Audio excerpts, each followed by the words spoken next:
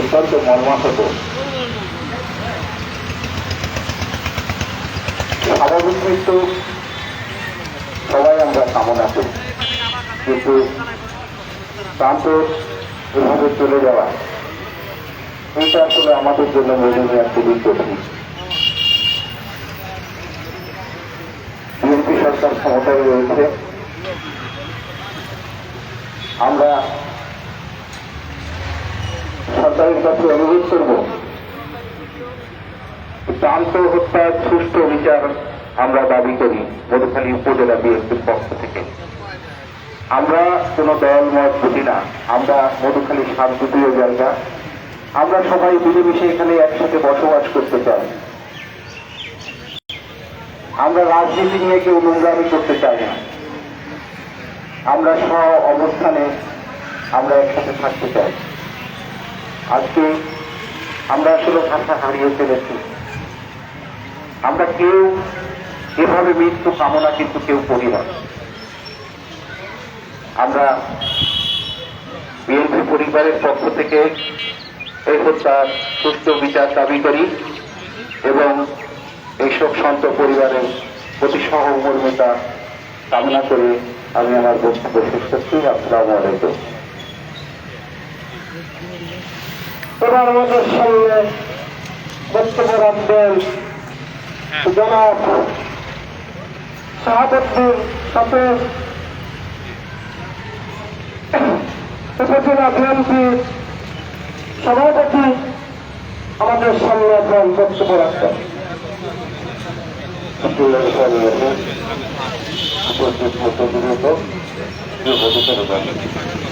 আজকে প্রান্ত হত্যার ব্যাপারে আমরা গভীরভাবে শোকাহত এবং আমরা সুস্থ বিচার চাই।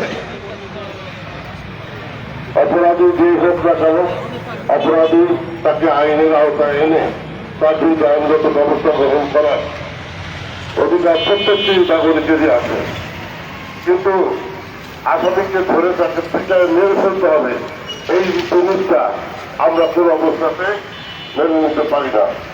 যার কারণে এই ঘটনা তারা ঘটালো, এই ঘটনার সাথে তারা জড়িত, আমরা এদের সুষ্ঠু বিচার চাই। আমরা চাই কোন মাকে যেন তার সন্তানকে হারাতে না হয়, কোন মানুষকে যাতে পুলিশি নির্যাতনে কিংবা যে কোনো ব্যক্তির দ্বারা আঘাতপ্রাপ্ত হয়ে মৃত্যুবরণ করতে না হয়। আমরা যার কারণে আজকে মধুখালীবাসী আমরা শোকাহত। এমন একটি ঘটনা পুনরাবৃত্তি যাতে আর মধুখালীতে না দেখতে হয় তার জন্য আমরা সকলে ঐক্যবদ্ধ। আপনারা সকলে এই শান্তির মধুখালী নির্মাণের জন্য আমরা কাজ করব। আপনারা এই বিষয়টাকে আমরা ঐক্যবদ্ধভাবে আমরা এর জন্য বিচার চাই এবং বিচার চাবো এবং এই পরিবারের সাথে আমরা আছি এবং থাকবো।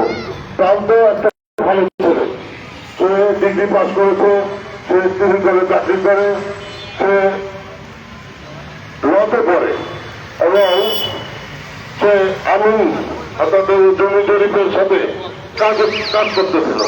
তার নানান ভিতর প্রতিভা তার ভিতরে ছিল। তার বাবা মৃত্যুর পর সে সংসারের হাল ধরেছিল। এই ছেলেটা এই সংসারের কর্তা ব্যক্তি, এই সংসারের অভিভাবক। তার মৃত্যুতে তার পরিবার আজকে দিশেহারা, তার ক্ষতিগ্রস্ত, তার পরিবার আজকে ক্ষতিগ্রস্ত। আজকে আমরা সেই ক্ষতিগ্রস্ত পরিবারের সমবেদনা জানানোর ভাষা নাই। আমরা সকলে আমরা তার পরিবারের পক্ষে আছি, আমরা থাকবো। ধন্যবাদ। এবার তার পরিবারের পক্ষ থেকে মির্জা আকরামুজ্জামান সাহেবের বড় সাহেবজাদা মির্জা সাহাবিয়া মিরাজ আপনাদের সামনে কথা বলুন।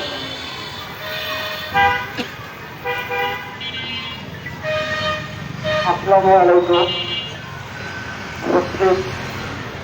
সকলকে আন্তরিক ধন্যবাদ জানাই আমার ভারত জাহাজের অনুরোধ করার জন্য। আজকে আমার এই ছোট ভাই বর্ষে যেটা মারা গেছে, দীর্ঘ 14 বছর হয়ে গেলেন। 14 বছর আমার পাশে আমার যে ছোট ভাইটা দাঁড়িয়ে আছে, প্রান্তর ছোট, তখন এই ছোট ভাইয়ের বয়স 3 মাস। 3 বছর ছোট ভাইকে সঙ্গেই করে দিয়ে ওই মাকে দিয়ে শোক স্বাস্থ্য দিয়ে আজকে পর্যন্ত অনেক পরিশ্রমের মধ্যে দিয়ে কাটাচ্ছিল। এর মধ্যে দিয়ে ওটার সঙ্গে শত্রুতা ছিল আমরা বলতে পারি না। এই কারণে ওকে একটা মিথ্যা মামলায় ফাঁসিয়ে থেকে হয়রানি করে আসছে আমাদের মাঝে কিছু অবস্থায় রয়েছে। আমরা এই শোক এই কষ্ট আমরা ধরে রাখতে পারছি না, আমরা নিজেরা সহ্য করতে পারছি না। এই ছোট ভাইটা লোকের দিকে তাকাইতে পারছি না। আমরা আপনাদের কাছে দোয়া এবং আশীর্বাদ চাই যাতে ওরা এই শোকে আমরা সকলের পাশে থাকতে পারি, সহযোগিতা করতে পারি। পাশাপাশি আমার ভাই যদি চলার পথে কারোর কাছে কোনোভাবে কোনো আমার আচরণে কারো মনে কষ্ট দিয়ে থাকে, কারোর কাছে কোনো অপরাধ করে থাকে, নিজ করে আমার দাবি আমি তার হয়ে আপনাদের কাছে ক্ষমা চাচ্ছি। বড় ভাই হিসাবে আমার ছোট ভাইকে আপনারা ক্ষমা করে দেবেন, আল্লাহর হস্তে ক্ষমা করে দেবেন। আমার ভাইয়ের চলার পথে যদি আপনাদের কারো কাছে কোনো দেনা পাওনা কোনো কিছু দেখে থাকে, আল্লাহর হস্তে আমাদেরকে বলবেন, আমরা ব্যক্তিগতভাবে আমরা সেই দেনা পাওনা পরিশোধ করবো ইনশাআল্লাহ। আর বেশি কিছু বলবো না, একটা কথাই শুধু বলবো, আমরা মধুখালীর সন্তান। এখানে যেমন অসাম্প্রদায়িক আমরা ধর্ম নিরপেক্ষতাকে আমরা বসবাস করি, হিন্দু বৌদ্ধ মুসলিম খ্রিস্টান সবাই একসঙ্গে এক কাতারে বসবাস করে, তাদের কারোর সঙ্গে আমাদের কোনো বিভেদ নেই। এখানে কোনো দল মত কোনো ভেদাভেদ আমাদের মধ্যে নেই। আজকে বিএনপির যে নেতৃবৃন্দ এখানে উপস্থিত হয়েছে, আমাদের এই হত্যাকাণ্ডের বিচারের দাবি করেছে, আমরা তাদেরকে অসংখ্য ধন্যবাদ জানাই আমাদের বিপদে আমাদের পাশে থাকার জন্য। এই সত্যকারের হত্যাকাণ্ডের যে তারা বিচার চেয়েছেন, এই জন্য আমাদের পরিবার তাদের প্রতি কৃতজ্ঞ থাকবে, তাদেরকে অসংখ্য ধন্যবাদ জানাই। পাশাপাশি আপনারা যারা এখানে উপস্থিত আছেন, তবে উপর আল্লাহর কাছে আমার দাবি থাকলো এই হত্যাকাণ্ডের বিচার আপনারা তদন্তপূর্বক আপনারা করবেন ইনশাআল্লাহ। আর বেশি কথা বাড়াবো না, সকলকে অসংখ্য ধন্যবাদ জানাই। আসসালামু আলাইকুম।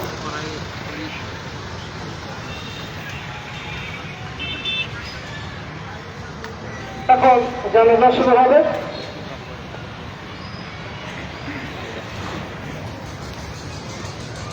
সম্মানিত মুসল্লিয়ান কেরাম, বিদ্যাপীড়ন্ত তার শৈশব আমাদের সামনে একটু সবাই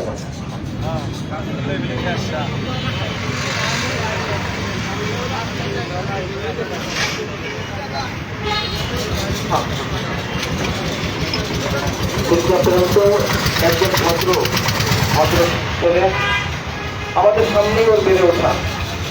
ওকে তখনও দেখিনি কোনো মুরব্বীর সামনে উচ্চস্বরে কোনো কথা বলতো, সবসময় মুরব্বীদেরকে দেখলে সালাম দিত।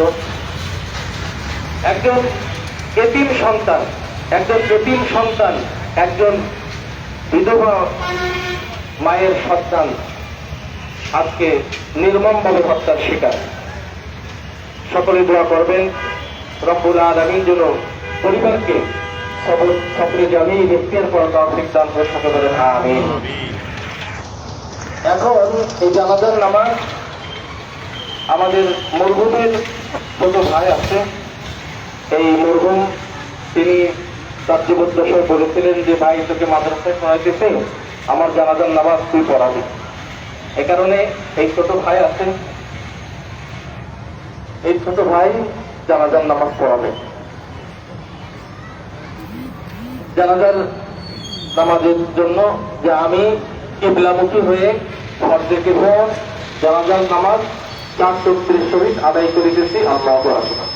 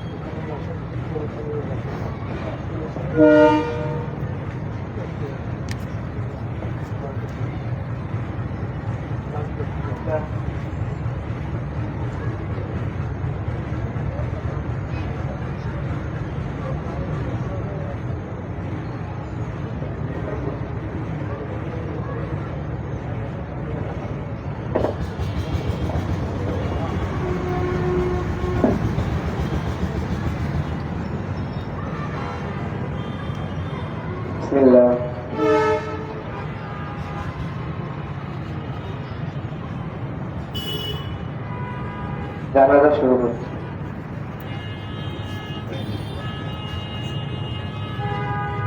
আল্লাহু আকবার।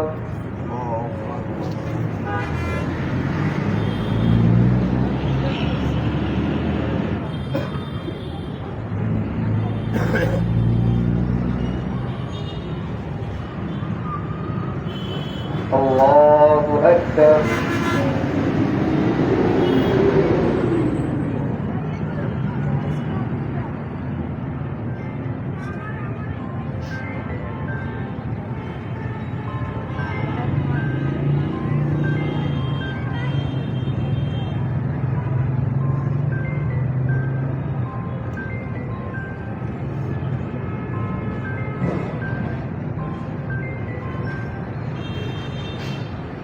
الله أكبر.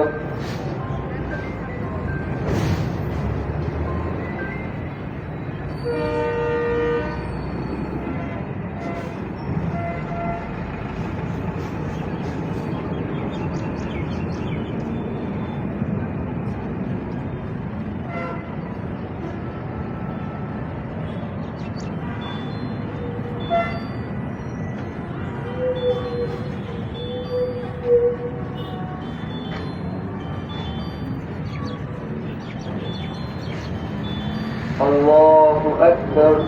السلام عليكم ورحمة الله. السلام عليكم ورحمة الله.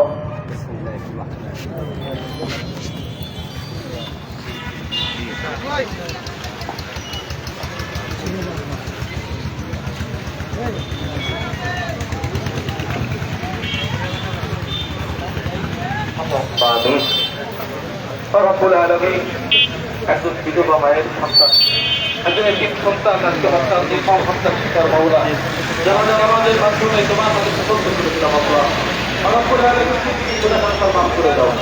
রব্বুল আলামিন তার কবরের কবরকে সহজ করে দাও আল্লাহ। রব্বুল আলামিন জান্নাত দরজার অবরোধ কবুল করে দাও। পরিবার পরিজন যারা আছে সকলকে সবাইকে সাহায্য দান করে দাও। سبحان ربك رب العزة عما يصفون وسلام على المرسلين والحمد لله رب العالمين برحمتك يا أرحم الراحمين.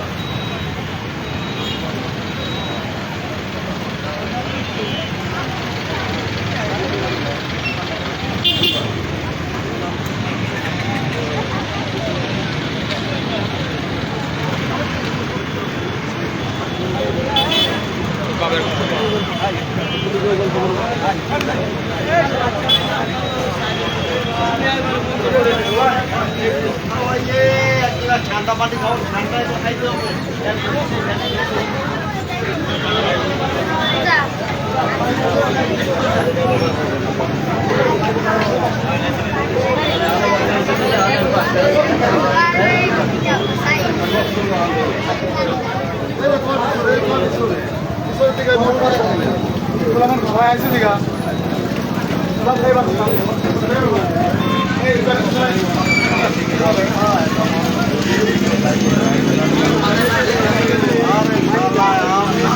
আমার জেল হবে, আমার আমি অপরাধী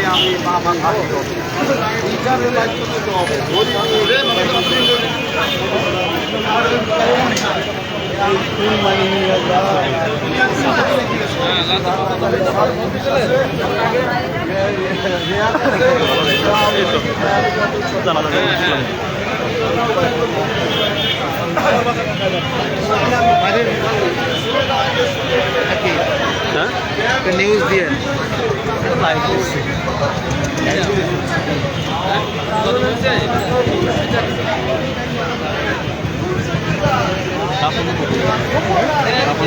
গুন্ডার দিয়া পারিবারিক লোক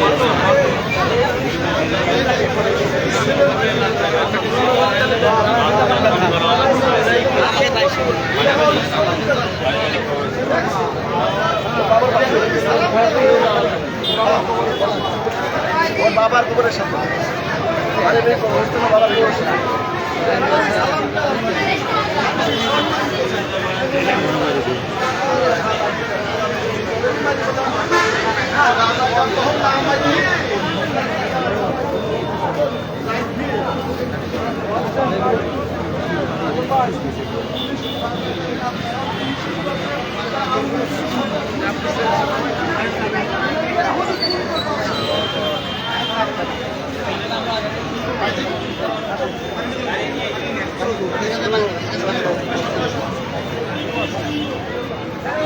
আমি যাই, আমি বাসায় গেলাম।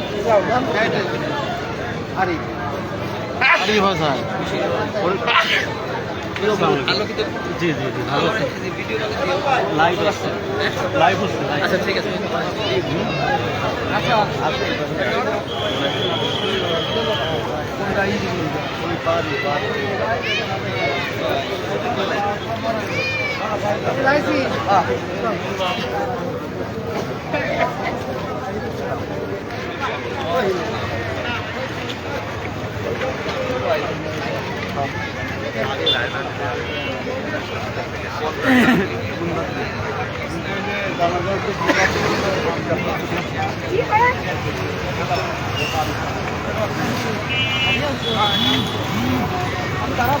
দর্শক, প্রান্তর জানাজা নামাজ শেষে এই মুহূর্তে তাদের পারিবারিক কবরস্থানে কিন্তু দাফন করার উদ্দেশ্যে লাশ নিয়ে তাদের স্বজনরা রওনা হয়েছেন। আমরা সেই চিত্রটি আপনাদেরকে দেখানোর চেষ্টা করছি।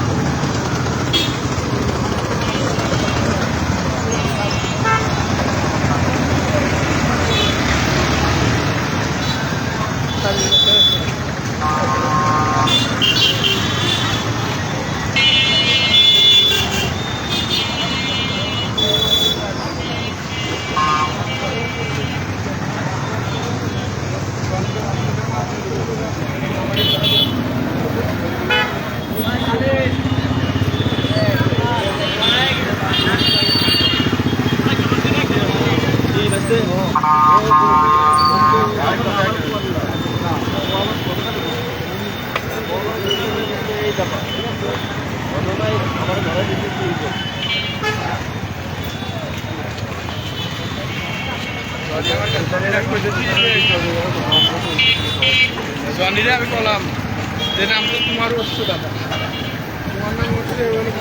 দর্শক, আপনারা জানেন যে ফরিদপুরের মধুখালীতে ছাত্রলীগের নেতা ইমতিয়াজ আহমেদ প্রান্ত নিহত হয় গতকাল সকালে ফরিদপুর মেডিকেল কলেজ হাসপাতালে কিন্তু তিনি শেষ নিঃশ্বাস ত্যাগ করেন।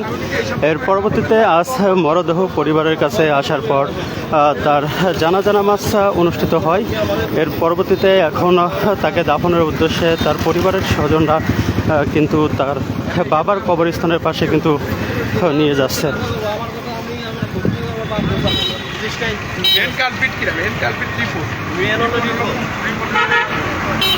তো দেখাই মিলল না